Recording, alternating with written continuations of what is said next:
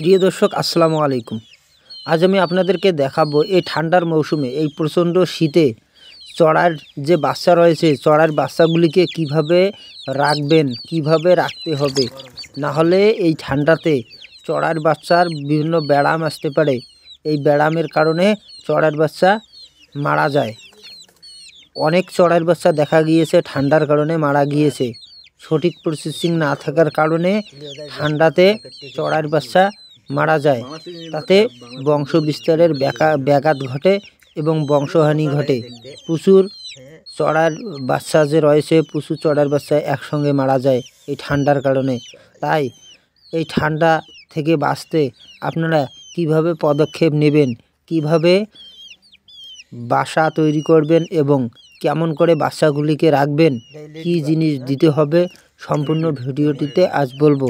আমার চ্যানেলটি যদি সাবস্ক্রাইব না করে থাকেন তাহলে অবশ্যই সাবস্ক্রাইব করবেন এবং সাথে বেল আইকনটি প্রেস করবেন, কেননা ডিয়ার সবুজ ভেট কেয়ার চ্যানেলে পশু চিকিৎসা সংক্রান্ত সুন্দর সুন্দর ভিডিও আপলোড করা হয়ে থাকে।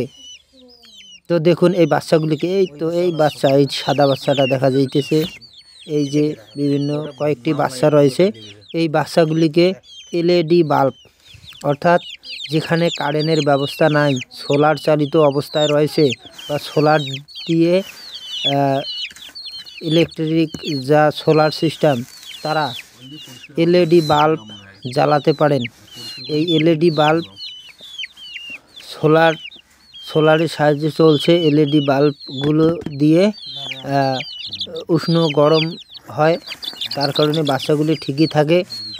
এই বাস্কের মধ্যে 10, 15, 20টা বাচ্চা থাকলে বাস্কের মধ্যেও রাখতে পারেন, বা আপনারা রাখতে পারেন বিভিন্ন খাঁচা করে। তারপর সেখানে বাতি যদি দিয়ে দেন, যেরকম কারেন্টের 100 ওয়াটের বাল্ব পাওয়া যায়, 200 ওয়াটের বাল্ব পাওয়া যায়, যেগুলো সব থেকে বেটার হয়, যেগুলো বাল্ব কাইসের তৈরি ফিলামেন্টের বাল্বগুলো যে রয়েছে, সেই বাল্বগুলো দিয়ে যে আপনারা বাসা তৈরি করেন এবং বাল্ব সেখানে সবসময় জ্বালানো থাকে, তাহলে বাচ্চাগুলি